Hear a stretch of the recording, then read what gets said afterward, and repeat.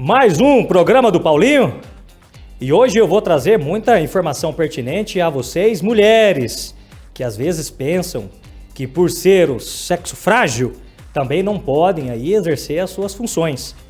Vocês sabiam que o Tribunal de Justiça do Estado do Paraná conta com um trabalho de 16 desembargadoras e 255 juízas, mulherada? É isso aí. A primeira mulher a exercer o cargo de juíza, ela foi a doutora Lília Lopes Teixeira, que em 19 de abril de 1950, ela ingressou na magistratura paranaense. Porém, não se engane, pois a participação das mulheres no judiciário paranaense teve um aumento significativo nas últimas décadas. Nos anos 70, só para vocês terem uma ideia, havia apenas 6 mulheres magistradas, que é o nome que se dá também à mulher que exerce a função de juíza estadual. Eram 6 mulheres para 232 homens, perfazendo assim um total de 2,78%. Se eu estiver errado, não sou de exatas, eu sou de humanas, sou advogado, tá bom, gente? Então, por favor. Atualmente, a magistratura paranaense, só a título de comparação, existe mais de 909 cargos preenchidos. E destes, mais de 337, ou seja, mais de 37% são ocupados por mulheres. E vamos lá. Juiz substituto. São 17 homens para cada 13 mulheres. Para a entrância inicial, são 42 homens, 34 mulheres. A entrância intermediária, 56 homens para 53 mulheres. E a entrância final, 317 homens para mais de 258 mulheres. E olha que interessante, gente. Os desembargadores, que sempre eram mais ocupados, quase 100% por homens, hoje são mais de 100 e 19 mulheres. O universo, que tem mais de 12.226 pessoas que trabalham para o Tribunal de Justiça, acreditem, 7.217 mulheres são funcionárias. E hoje, para trazer mais informação, para trazer esses números, o que é juíza, substituta, entrância inicial, fiz questão de convidar essa grande profissional, essa grande mulher, essa grande mãe, grande esposa, mineira, doutora Caroline de Castro Carrijo, juíza aqui da cidade de Apucarana. Doutora, desculpe, Caroline sempre confunde um pouco, né? Mas juíza aqui na cidade de Apucarana já há alguns anos. Por favor, se apresente para o nosso querido público que tanto quer te conhecer também aqui. Primeiro, até cumprimentar, né? É um prazer estar aqui, né, Paulinho? Tranquilo. Primeiro, é um prazer estar aqui com você no programa. Então, boa noite a você, boa noite a todos que estão nos ouvindo. Eu, Caroline, sou nascida em Uberlândia, Minas Gerais. Estou no estado do Paraná há 10 anos. 10 anos já. Há 10 anos. E vim, então, de Uberlândia eu fui para o estado do Tocantins, onde eu tinha um cartório, né? Eu era tabeliã. E depois assumi aqui no Paraná no concurso de magistratura. Que legal. E assim, e sempre foi uma intenção, uma vontade de ser juíza? Sim, desde... Eu costumo dizer que desde as primeiras páginas que eu li, eu tinha essa vontade de ser juíza. Eu sempre tive muita vontade de fazer uma diferença na vida das pessoas, de poder mudar alguma situação positivamente, de influenciar de alguma forma na vida das pessoas. E eu acho que quando eu soube da magistratura, isso foi ao encontro do que eu pensava, né? De poder fazer essa diferença. Que legal. E a família é da área do direito? Ninguém. Nem de pai, nem de mãe, ninguém, nem advogado, nem cargo público, nada. Ninguém na área do direito. Não sei de onde veio. Não sabe de onde veio? Veio. Nasceu com essa vontade, então, e com essa vocação, vamos dizer assim, né? A origem mais, assim, que eu consigo recordar, eu tinha uma avó que falava muito isso, que eu gostava de dar a última palavra. Entendi. E ela falava que eu gostava de sentar na ponta da mesa, que eu queria, né, decidir as coisas, me pacificar situações, mas também pro ponto final em algumas situações. eu acho que talvez ela plantou essa semente. E em casa, com o nosso querido Rafael. Rafael, um forte abraço, tá aí com a molecada. Em casa, é a juíza também que dá o ponto final? Não, nunca pode ser, né? Dentro de casa nós temos uma parceria, né? Ah, entendi. Que rege o casamento. Então, entendi. Mas, juíza, gosta de uma briga também? Igual a promotora de justiça? Uma promotora veio aqui, você sabe, ela falou assim, não quero não, promotora gosta de briga. E juíza, gosta de briga ou não? É tranquila? Eu não gosto de briga e ainda digo mais, assim, eu sempre falo, inclusive pra quem me fala assim, no prédio onde eu moro, doutora, eu sou juíza dentro do fórum, né? Eu saí do fórum, eu penso que eu sou Caroline, falo isso pros meus filhos, me apresento assim pras pessoas, eu acho que assim, acho que eu posso dizer que 100% das vezes, se alguém pergunta o que eu faço, eu falo, eu trabalho no fórum, porque realmente eu sou servidora pública, sou realmente, né, servidora pública. Sim. Então, assim, a magistratura é o meu trabalho dentro do fórum e eu faço com todo o meu amor. Tem gente que fala assim, foi sua avó que falou isso que você ia ser. Desde que eu comecei a estudar, eu sempre quis, desde, né, colegial já estava muito, muito super decidido. Entendi. Mas desde antes, eu nunca pensei em outro curso. E lá na minha cidade, em Uberlândia, tem a Universidade Federal. Então eu primeiro ralei para estudar, para passar na faculdade. Então eu entrei na universidade lá de Uberlândia, que é a Universidade Federal de Uberlândia.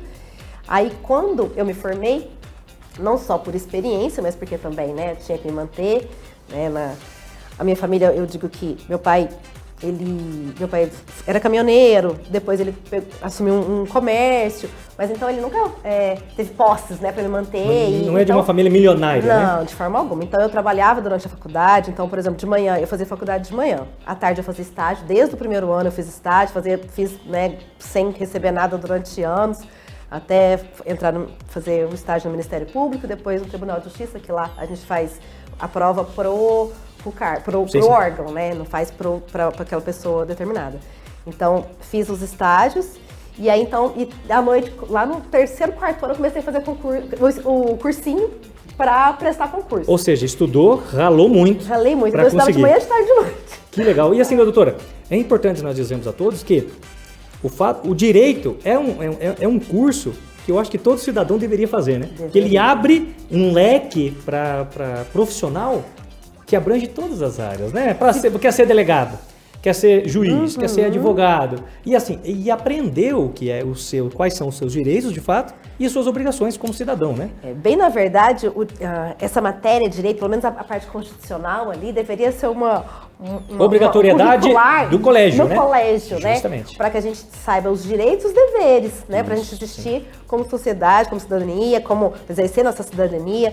Para entender que muitas pessoas colocam, por exemplo, os deveres, a corrupção, vamos dizer que é uma coisa mais, né, gritante, que as pessoas colocam lá distante o prefeito, o governador, o presidente, como se fosse, né, mas de repente tá pegando auxílio sem ter direito, então, com certeza, falseando informações, colocando coisas assim, então as pessoas colocam tudo muito lá longe, né? Tudo muito grande, quando na verdade os pequenos atos também demonstram ali, né? Com certeza. E tudo dentro da sua esfera ali que você mora, né?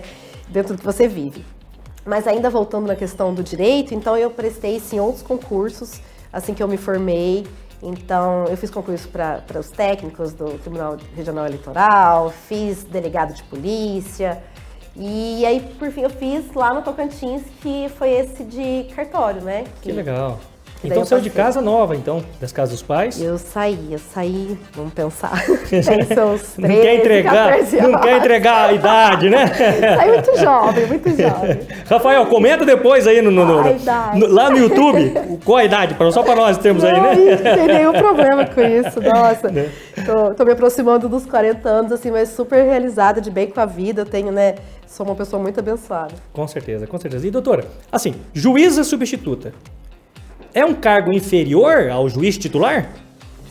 Nem o substituto, que é aquele que acabou de ingressar na carreira da magistratura, né? Porque como a carreira da magistratura, quando a gente entra, a gente é nomeado como juiz substituto, é a primeira função que você exerce, e aí você atua ali substituindo dentro das necessidades das comarcas ali que estão precisando, né, que você assumiu dentro daquela sessão.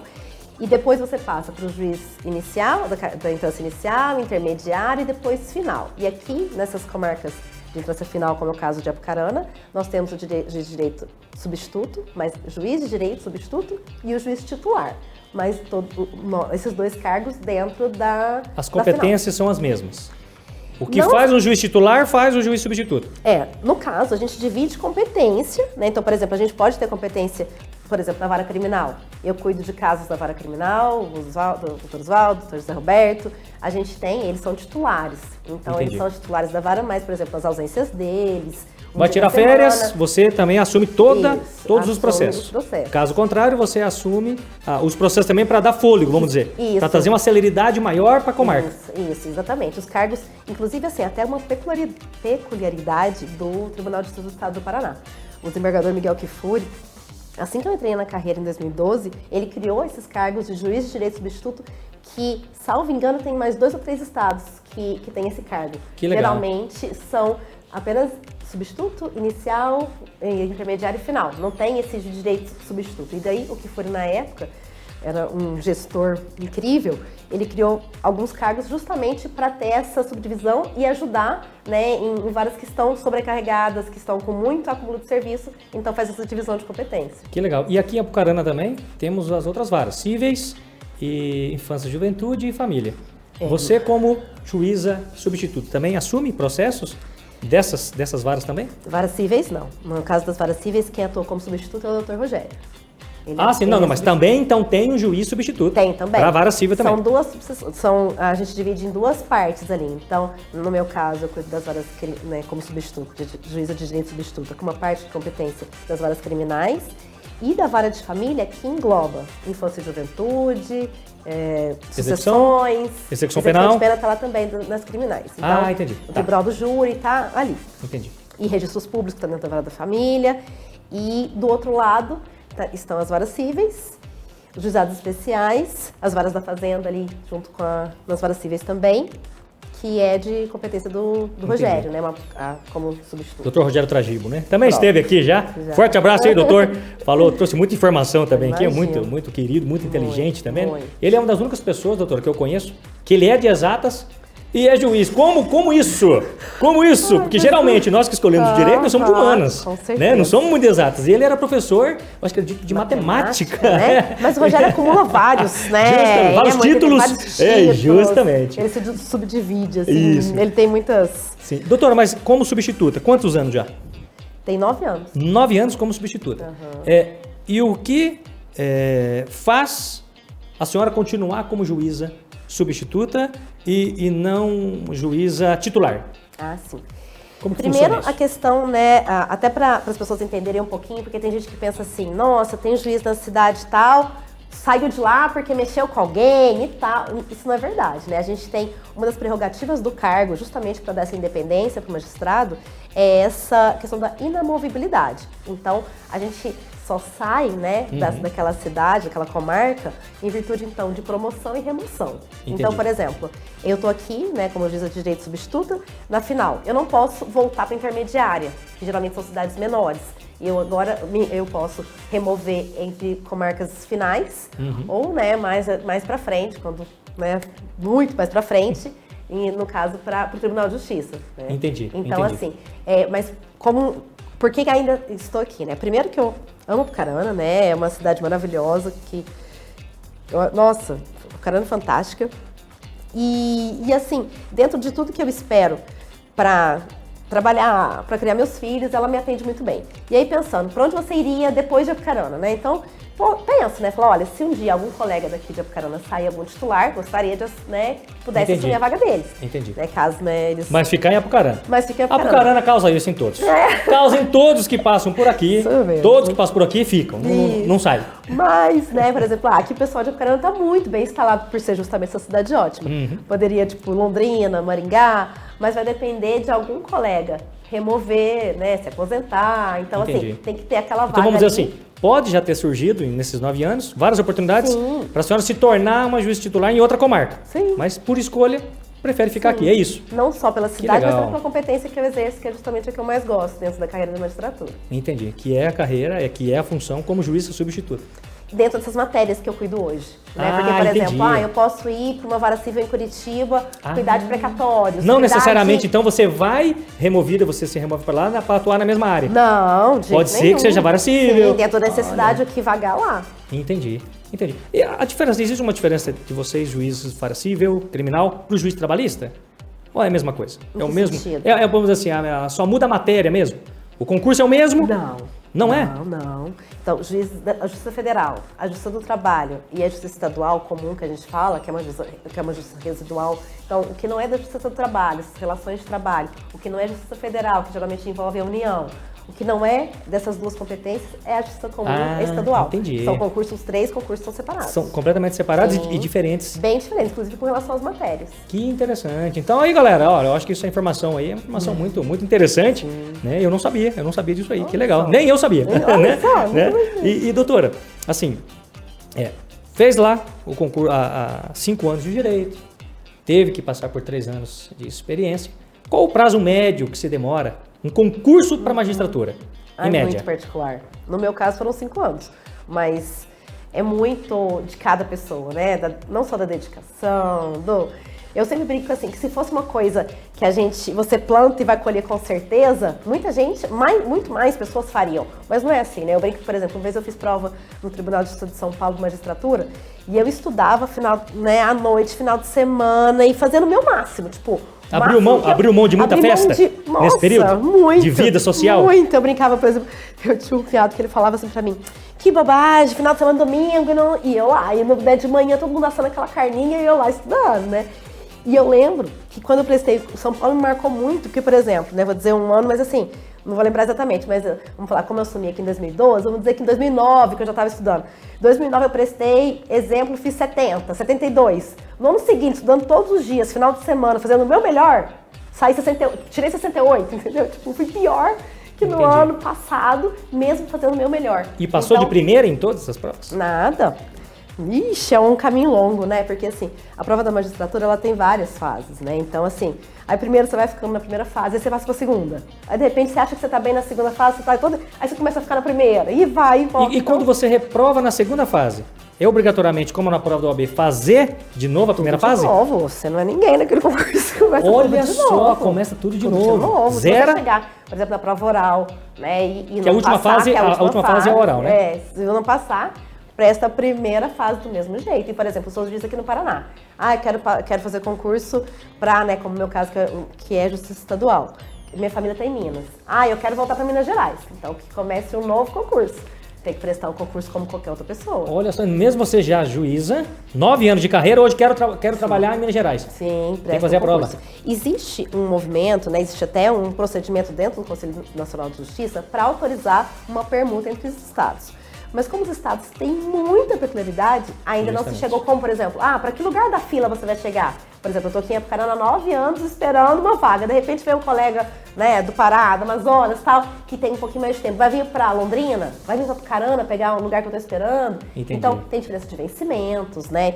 A carreira da magistratura tem muita diferença de vencimentos entre os estados. Entendi. Então, é muito difícil. Então, existe um movimento, existe um procedimento do Conselho Nacional de Justiça para existir essa possibilidade de permuta, mas na Justiça Estadual para ser nível nacional, vamos dizer, o concurso é de nível nacional, né? Sim, como os advogados, né? E os advogados trabalham, pode trabalhar no Paraná. A Justiça do Trabalho, eles têm essa possibilidade de permuta. O deles o deles já é certo, só o estadual que não. Não. Que interessante. E, doutora, sendo mulher nessa área, existe ainda muito preconceito, ou existiu lá atrás? Percebeu esse preconceito aí por ser mulher?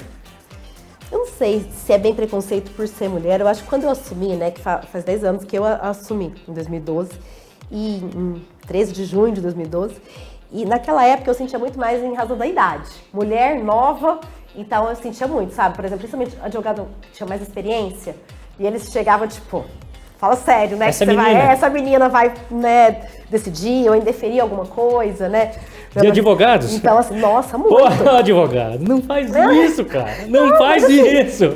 Inclusive, e eu costumo dizer que, inclusive, para as mulheres, a gente precisa provar a nossa competência. Então, você chega lá, nova, mulher, ainda assim, né, por ser mulher, Sim. tem muito isso. Você precisa provar a sua competência. O homem aprovado num concurso, ele já chega com essa com essa credibilidade. A gente sente Só por ser homem. Por ser um homem. E as pessoas geralmente falam, nossa, olha o juiz novinho, que inteligente. Né? E a Aí mulher deu sorte. A mulher deu sorte. A mulher deu sorte, a mulher usou algum subterfúgio. Eles sempre tentam buscar alguma coisa para você ter conseguido passar no concurso. Né? E é uma fala bem recorrente entre as magistradas, sabe? Entendi. E passando os anos, muda isso daí? Você acredita que muda ou ainda vai ter aquele ainda? Por ser mulher, vamos dizer. Eu não sei se depois a gente vai se sentindo até mais confiante com o passar dos anos, né? Por exemplo, de um advogado te questionar e falar, não, porque o doutor fulano faz assim. E aí você tem essa tranquilidade de... Olha, existe isso também ainda? Existe muito. Olha de falar que, só. por exemplo, igual aqui em Carana, que eu divido competência, mas não tem os titulares não são meus chefes. Então eu penso... Cada um tem a sua forma de pensar e decide. Sim, Olha só. se eu penso diferente...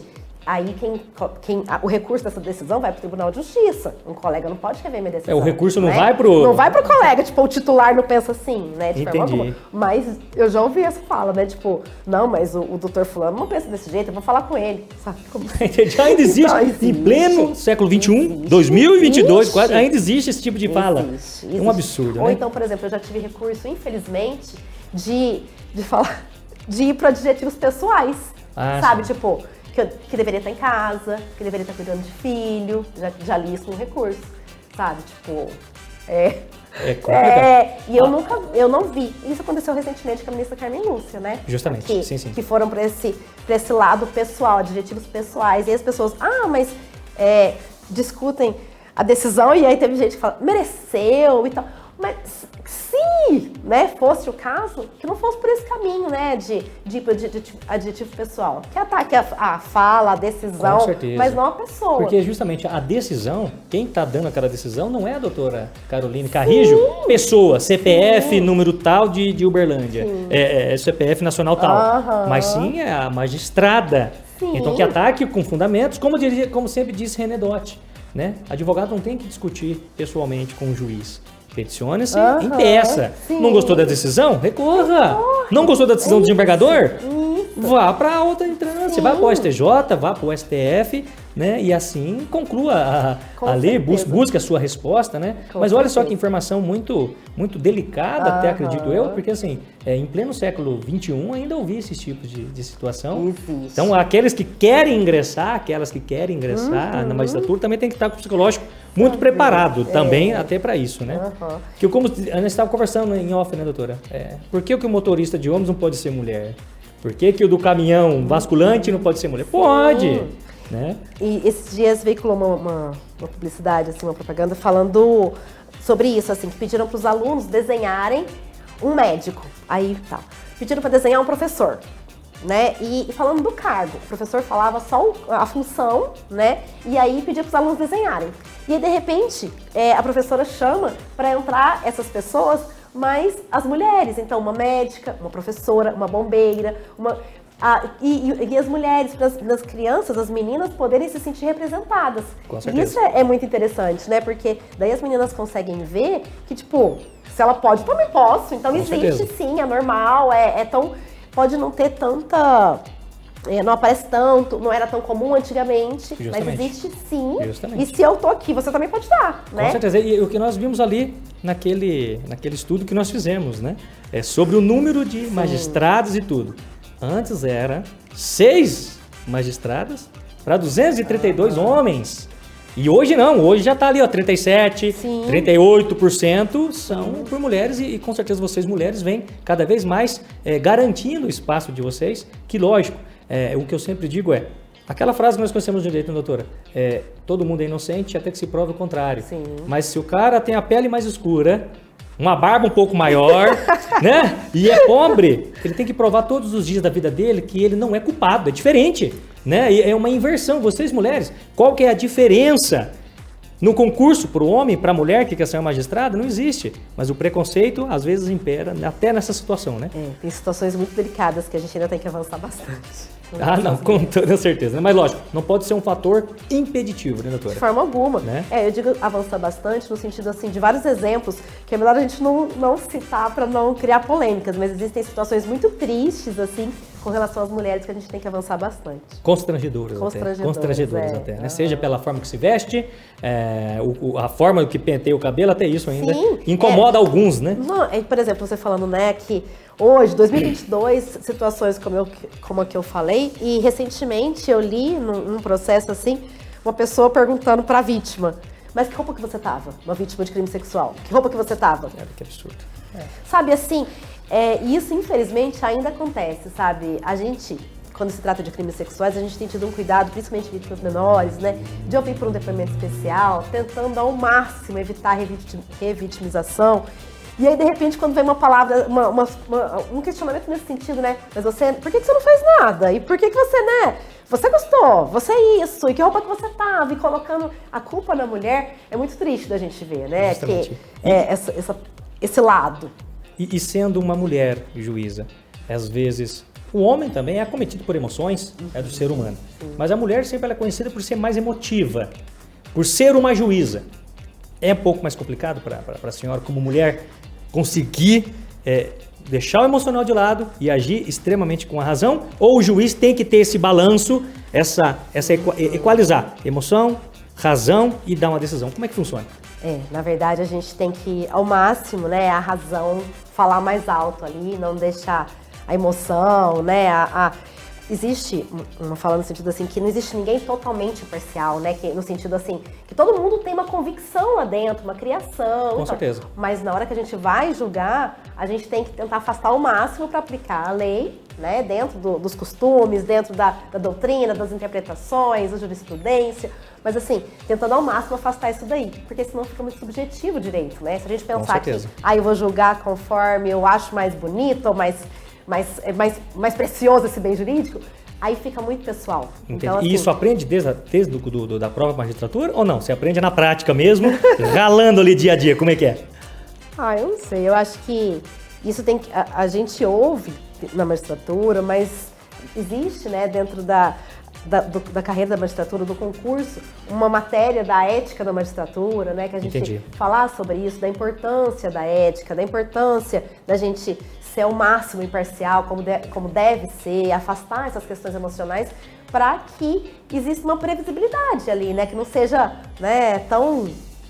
se é mulher vai ser de um jeito, se é homem de outro jeito, não dá, É justamente analisar cada caso, né? Como o outro, o Dr. José Roberto disse aqui no programa, é justamente, vocês têm, vamos dizer assim, é livre para decidir como melhor entender, né? Porém, sempre voltado nessa questão, né? É acompanhar a sociedade que vocês vivem, porque, lógico, uma decisão, às vezes, que a senhora dá em Apucarana, se pegar um juiz de Uberlândia, ou ele vai entender que é completamente fora da casinha a decisão, ou ele vai achar que é a melhor decisão do mundo, pela questão dos costumes regionais, que também é levado em consideração, né? É levado. Onde o réu está inserido na questão criminal, vamos dizer, onde ele está inserido, tudo isso vocês têm que, de fato, analisar, né? A maior representação disso é o júri popular, né? Eu sempre costumo dizer isso. A gente teve recentemente um projeto que a gente desenvolveu na Vara da Infância e Juventude, que é Justiça e Cidadania se aprende na escola. É um projeto do Tribunal de Justiça que a gente, dentro da Vara da Infância, a gente implementa nas comarcas.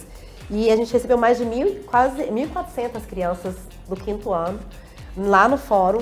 E aí, lá dentro do Tribunal do Júri, eu tentei muito falar isso para eles, da importância, né, da gente conhecer justamente, ter essa noção da cidadania e mostrar que essa questão dos costumes que você falou da nossa sociedade, que ali onde eles estavam, o Tribunal do Júri, é uma das maiores representações disso.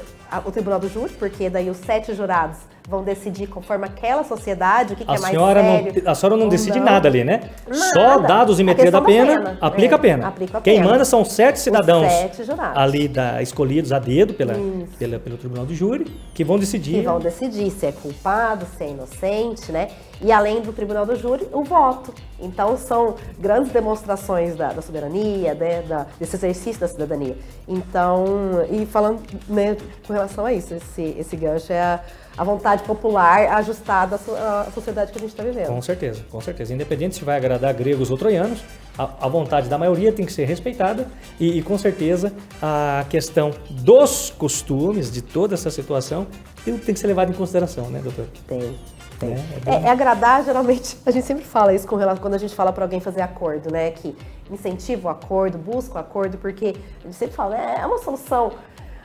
é realmente a melhor solução, porque quando o juiz impõe uma decisão, geralmente sai todo mundo contrariado. Por quê? um queria um pouco mais, principalmente quando se trata da infância e juventude, fora da família. Todo mundo acha que o outro está errado, né? Às vezes tem outras questões envolvidas. Todo mundo é que todo mundo tem direito só, né? Ninguém acha que tem dever, né? Só tem direito. Então, se eles conseguem conversar e chegar no mais próximo, que, né? Pensando que aquela, por exemplo, quando tem filhos envolvidos, é uma relação que vai perdurar, né? Muito tempo. Eu costumo dizer que é pelo resto da vida. No mínimo até os 18 anos, no mínimo. Justamente. Mas geralmente pro resto da vida, né? Justamente. Então, assim, quando as pessoas conseguem conversar, deixar o ego um pouquinho de lado, tentar fazer um acordo, é o melhor. Porque quando a gente impõe uma decisão, ainda assim, tentando fazer o melhor dentro da lei, dentro da jurisprudência, da realidade, de estar aquele processo ali, né? Ainda assim, as pessoas, né, não saem felizes, né? Queriam mais, acho que foi pouco, então Justamente. E o que eu sempre, o nosso presidente do Tribunal de Justiça trouxe aqui em Apucarana, quando ele recebeu o título de cidadão honorário, é a pacificação dentro do processo. Isso é muito importante, né? A fala dele, né, a senhora também estava lá, foi muito, muito impactante, né? Porque geralmente todo mundo acha que a demanda judicial é só para brigar, vamos brigar. Não. É a pacificação, inclusive lá, né? Sim. É agir com senso, com bom senso, com humildade, que com certeza evitar uma decisão judicial sempre vai ser muito mais, vamos dizer assim, até vantajoso para as partes, que vão se sentir que, não, eu abri mão de um pouco, mas a outra parte também abriu, e nós resolvemos. Não foi a doutora Caroline assim, que né? deu a sentença, que determinou. Eu não faria, né? O juiz, ele dá depois, né? Tem um acordo, a gente homologa, dá aquela, né, aquela força impositiva ali daquela decisão, mas se as partes conseguem conversar, a chance de que aquela relação se desenvolva melhor é muito maior, né? Sim. E assim, quais são os casos, doutora, que mais, assim, comove ou mexe com o interior de uma juíza? Assim, no caso da senhora, o que assim, a senhora, nesses 10 anos de experiência, algum caso passou, assim, ou alguns casos, quando passa, você fica, nossa, esse caso é complicado. A Vara da Infância e Juventude, a gente vê muita coisa triste, né? Muita situação de violação de direitos, de maus tratos. Então, assim, essas situações, quando a gente vê, né, familiares que maltrataram crianças, que isso mexe, sabe? Dói pensar que uma criança teve que passar por situações, né, de várias situações de abuso dentro da família, né? Por exemplo, tem casos que a gente vê pai, irmão, avô, uma criança, né, ter passado por isso. Então, isso me dói, sabe? Por mais que a gente pensar na criança ter tido que vivenciar aquilo ali. Então, a infância tem muito da gente ver, e isso é muito, infelizmente, muito frequente, cada dia mais frequente a gente vê casos de abuso, né? E também situações, por exemplo, quando se trata de pessoas que querem, né, adotar uma criança a qualquer preço. A gente não pode permitir esse tipo de coisa, né? Existe o Cadastro Nacional de Adoção. A adoção, ela não as pessoas colocam como uma coisa burocrática, e não é verdade, né? A adoção é um procedimento totalmente acessível, não tem nada a ver com renda. Então, assim, tem pessoas que tentam burlar isso daí, e é triste pra gente, né? A gente tem que retirar uma criança... E retira, doutora. De fato, tem que retirar. Em respeito a todo mundo que tá na fila, né? A gente tem um cadastro muito sério, tem uma fiscalização não só por nós, como pelo Tribunal de Justiça, como pelo Conselho Nacional de Justiça. Mas como mãe sente.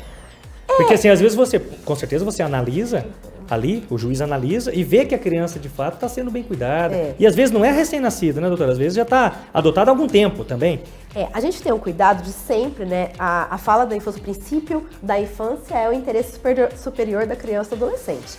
Então, a gente, dentro do caso, a gente tenta avaliar o máximo o que vai causar, se aquilo for causar um sofrimento para a criança, a gente vai ter que buscar reparação por outro caminho, né? Para essas pessoas que usaram esse caminho regular de uma adoção. Então, a gente vai buscar a reparação, a repressão daquela conduta, mas para não causar um estrago na vida da criança, pode ser que a gente tenha que permitir que aquela criança fique ali, porque já está, por exemplo, há 3, 4 anos com uma família. Entendi.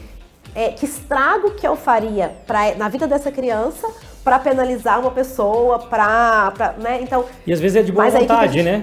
Às vezes a pessoa também não fez com dolo de cometer um crime, mas sim de... não quis, mas ao mesmo tempo... as pessoas, por exemplo, buscam um caminho, elas querem simplificar. Assume as consequências, assume o risco. Então, assim, aí o que a gente faz, né, dentro da Vara da Infância e Juventude? A gente tem um diálogo muito aberto com a rede de proteção. Então, tem gente que fala assim, então vale a pena. Não vale, porque a gente está sempre conversando com escola, com o hospital, com o conselho tutelar, né, com Isso, saúde, educação. e isso quem e está as dizendo, informações quem está vem a nós, dizendo né? que não vale a pena é a doutora Carolina Juíza. Não vale a pena, não Isso. vale a pena. O caminho da adoção, ele não é burocrático, ele é simples, é muito acessível, né? A gente tem lá no fórum o Serviço Auxiliar da Infância e Juventude, e que é composto por psicóloga, assistente social, que orienta de uma forma muito tranquila, é um procedimento muito tranquilo para se fazer e rápido, para que as pessoas tentem simplificar. E daí, quando acontece, como já aconteceu, da pessoa buscar um caminho irregular, a gente tem que agir. Entendi. Né? E, doutor, mas assim, a senhora acredita que existe uma falta a mais de comunicação mesmo, de divulgação? Como se faz uma adoção? Qual é o procedimento? Não falta, porque eu nunca vejo em lugar nenhum. Falta. Que acaba assim, induzindo aquele pai, aquela mãe que tem um sonho de ser pais. Eu já testemunhei, já trabalhei em situações que envolveram isso, testemunhei. E de fato, a gente vê que às vezes fala assim, pô, mas... E às vezes, de fato, fez daquela forma e às vezes assim, não vou dizer na sua totalidade, mas não sabia o que estava achando assim. Pegou de pequenininho, criou, foi criando e depois lá na frente... Uma denúncia veio e acabou complicando. É difícil a gente falar de casos, né? Pode acontecer? Sim, pode. justamente. Né? Mas a gente vê as duas situações. Pessoas que tinham conhecimento, pessoas que não tinham conhecimento. E daí vem o direito para justamente aplicar ao caso. Mas a senhora acredita que deveria ser feito um trabalho maior de divulgação em rede? E eu falo em esfera nacional, para desmistificar, mas muito burocrático, eu não vou conseguir, eu sou pobre, então, eu não vou conseguir, eu sou homossexual, eu não vou conseguir ter um filho. De forma alguma, né? Pessoas solteiras, independente da orientação sexual, de instrução. Preto, branco, amarelo. Não tem, né? Tem pessoas que falam assim, quanto tempo demora para eu adotar? Depende da sua escolha, sabe por quê? Quando você entra no cadastro, você vai escolher qual a idade que você está disposto a adotar, se pode né, ter grupo de irmãos, que geralmente isso acontece muito, então... depois eu vou falar então qual é a criança que vai, né, integrar o lado do cadastro, quem vai ser adotado, mas pensando no perfil do adotante que vai determinar se vai demorar ou não. Aí se a pessoa escolhe, né, um aninho, recém-nascido, não pode ter irmãos, não pode nem ter nenhum tipo de deficiência, nem mesmo curável, nem tipo de... Ela vai restringindo, tem pessoa que quer escolher, né, a cor, se é menina, de onde vem, se é do qual estado. Coloca tão restritivo o perfil que aí realmente demora. Entendi. Tem pessoas Olha que interessante. que colocam um perfil mais amplo, que é muito rápido, né? A fila, ela movimenta bastante. Entendi. Inclusive, quando se fala de, por exemplo, quem vai integrar, qual é a criança que pode ser adotada? Tem gente que pensa, né? Tem instituição de acolhimento e todas as crianças que estão ali estão aptas à adoção. Tem gente que tem dó da criança e pensa em adotar para ajudar. E não precisa ajudar a criança, não. A pessoa tem que adotar por amor, por querer, né, ser pai e mãe daquela criança por amor. E qualquer um pode ser. Ele tem que ir lá. E aonde ele vai, doutora? Qualquer um, a gente tem que fazer uma restrição. Quem tem, a gente pede também certidão de antecedentes criminais. Pessoas voltadas às práticas criminais, ela pode ter ali dentro da avaliação dela, pode ter uma restrição. Porque o que a gente vai pedir? A gente vai pedir os documentos, né? Ali, então, dentro dos antecedentes, dentro dos documentos pessoais, faz o primeiro cadastro ali, a primeira entrega de documentos, e depois vai passar por essa entrevista com a psicóloga e assistente social, que é o Serviço Auxiliar da Infância e Juventude. Faz essa entrevista e depois tem o curso. Tem o curso que é o curso de formação ali, de curso para entrar no cadastro. Entendi. Concluído o curso, a pessoa já interessante. tá na fila. Então é muito simples. E em média, aquele que tem um pouco mais abrangente, assim, pode ser... pode ter alguma doença, pode ter alguma alergia, curável ou não curável, por exemplo, em média. E umidade. Porque a questão da idade é muito determinante. Por exemplo, se você falar assim, eu aceito um adolescente, provavelmente amanhã você inicia um processo de aproximação. E se for um recém-nascido? Muito. Isso a senhora está dizendo a realidade Pensando em Apucarana. Entendi. Pensando em Apucarana, porque quando a gente vai fazer uma busca, então, por exemplo, você concluiu hoje, você está inserido hoje, e entrou uma criança no cadastro, né? Então, assim, você não vai para você que acabou de entrar, é por antiguidade. Então, a pessoa que está mais tempo na fila, com aquele perfil, a gente faz, então, uma busca, primeiro em Apucarana, depois no estado. E daí tem visitação também, essas coisas? Vai lá, visita. Começa um estágio de aproximação, para ver se tem esse vínculo, né? E se dá liga, vamos dizer assim, se dá liga. Então começa um processo de aproximação, começa com visitas, depois com visitas na residência e depois começa o estágio de convivência. E sabe dizer se tem uma proporção de quais são os mais procurados? Se é o recém, se é o... O recém-nascido, né? Homem ou mulher? Geralmente menina. Menino ou menina? Menina. até um aninho. Menina é mais procurada, olha que interessante. Então, é assim, é mais difícil, é um pouco mais demorado, mais difícil, mas um sabe pouco mais que demorado. é tão difícil falar em termos de... Se eu fosse falar assim, genericamente, para um recém-nascido, né, o que a gente vê, assim, 5 anos, mas é muito particular, porque, por exemplo, existe um procedimento, isso também precisa ser mais divulgado, que chama entrega legal. A gente teve um ano aqui em Apucarana que a gente teve 2 ou 3, acho que a gente concluiu 3 entregas, que é o quê? Uma mulher que não deseja, né, cuidar do filho, que ela não quer se responsabilizar pelo filho, ela busca o Serviço Auxiliar da Infância e Juventude e fala, eu quero fazer a entrega. Então, assim que ela tem alta do hospital, a gente para tudo que está fazendo, ouve essa mulher, né, o juiz, o promotor, a defensora pública, a gente ouve essa mulher para ela dizer se realmente ela confirma essa intenção dela de entregar. A gente verifica se não é uma questão, por exemplo, né, pressão, né, de familiares, sim. Depressão, alguma questão que a gente possa auxiliar. Não sendo isso, se for uma decisão já, né, que geralmente assim que ela fala isso, a gente começa a acompanhar. Porque tem pessoas que começam o processo, começam esse procedimento, por exemplo, de ir na entrevista, vai na casa da gestante ou em outro atendimento de saúde de forma sigilosa, ela mantém essa decisão de que não quer ficar com a criança, e podem ser vários os motivos. Por exemplo, eu já tenho um filho e foi, né, uma gravidez que eu não pensava e que, né, que eu não quero no momento. E a pessoa, tem mulheres que fazem o pré-natal direitinho, mas quando nasce, fala, pro melhor para essa criança, eu não tenho condição de cuidar, não estou falando só de dinheiro, né? O dinheiro não é a condição para isso, não é motivo para isso. É a condição mesmo, a realidade ali. Eu não tenho condição de cuidar dessa criança, eu não tenho, né, de exercer a parentalidade ali, e aí faz essa entrega. E aí a gente vai chamar, né? Aí isso é um caso que a fila anda rápido, que a gente chama a pessoa que está mais antiga ali na fila esperando o recém-nascido. E quando tem essas entregas várias no ano, a fila anda muito rápido. Que legal. Mas tem caso, por exemplo, ano passado, a gente teve 2 mães que começaram, mas quando chegou na audiência, ela falou, então, né?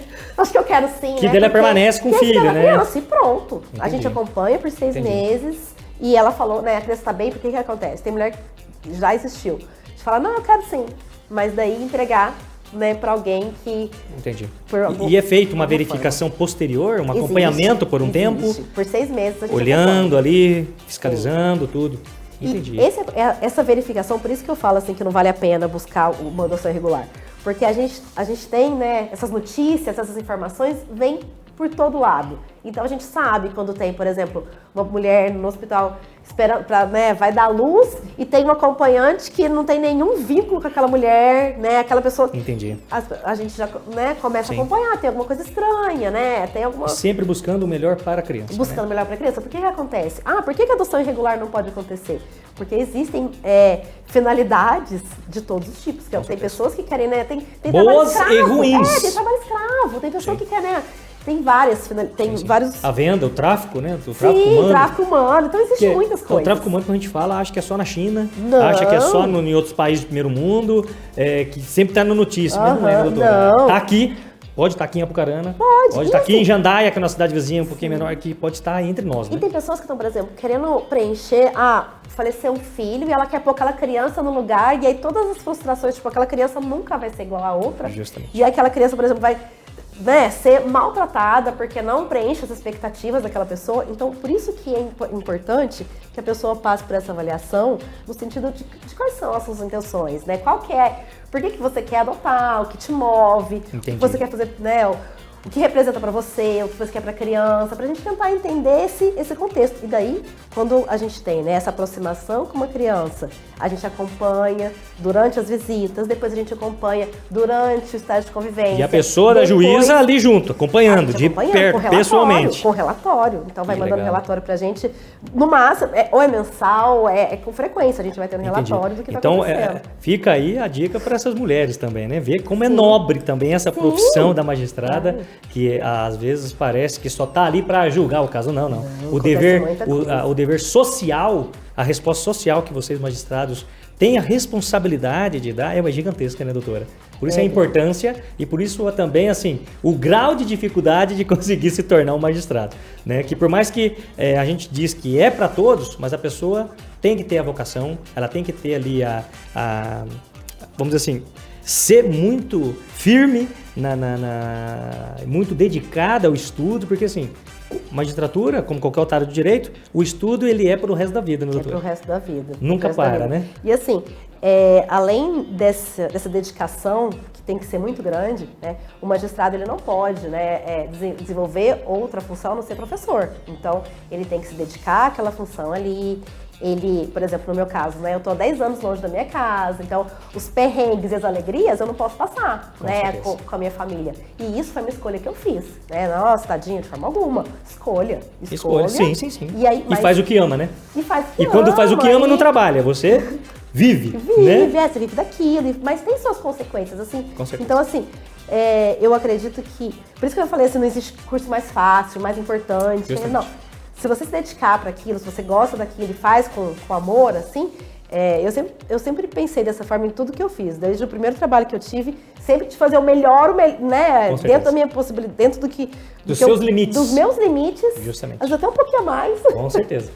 Aí a gente faz. Eu acho que é como o Sérgio importante. Cortella fala, né? A mediocridade, ser medíocre é isso. É você saber que consegue alcançar um nível altíssimo, mas você se limitar a ficar no limite que é assim mesmo.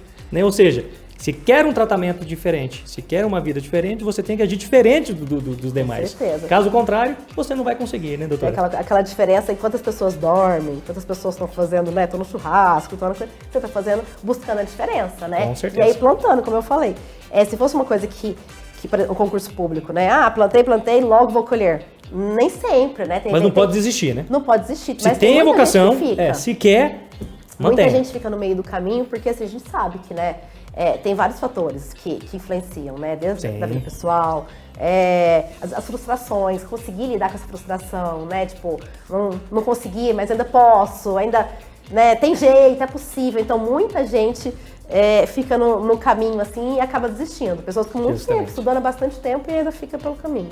Mas que não faça isso, não tenha isso como exemplo. De forma alguma. Né? Não tenha isso como regra, mas sim como exceção. Que às vezes pode acontecer, né? Sim, eu brinco muito com meu filho, eu falo isso pra ele, né? Pros dois, eu falo, você pode tudo que você quiser. Justamente. Tudo. E se alguém conseguiu, você pode, né? E, justamente. E você pode ser o primeiro ainda a conseguir. Então, com certeza. Tenta, faz, ninguém nasceu sabendo, é dedicação, é persistência, né? Resiliência, e a gente chega. Vai seguindo. Doutora, infelizmente nosso tempo está chegando ao fim, né? Temos muitos mais assuntos a lidar. Deixo o convite aberto para outros episódios, a senhora voltar até aqui. E como sempre eu tenho feito, finalizando o nosso episódio, deixa um recado especial para essas mulheres, para todos os cidadãos e cidadãs também, mas mais voltado para as mulheres, né, que compartilham dos mesmos genes que você, que é a senhora. Deixa um recado para elas aí que querem, que às vezes não acreditam que possam ser uma médica, juíza, qualquer profissão que lhe agrade. Deixa um recado para essa galera aí, né? Eu diria, Paulinho, assim, primeiro agradecer o convite de estar aqui, né? Com certeza pode me chamar que eu volto outras vezes. E o recado que eu gostaria de dar é o que eu falei até para as crianças, mas falo também para as mulheres. Acreditar no potencial, acreditar que é possível. Questão... Pode ser um pouquinho mais difícil pra gente, que a gente tem muita barreira ainda para ser quebrada, mas é possível, né? E basta né? Uma dedicação, o esforço e que a gente chega onde a gente quiser. Isso mesmo. Então, com essas palavras, a gente encerra mais um episódio do programa do Paulinho. E digo a todos vocês, como sempre eu tenho dito, almejem um céu que com toda certeza alcançarão as estrelas. Um forte abraço aqui do Paulinho, fique com Deus e até uma próxima.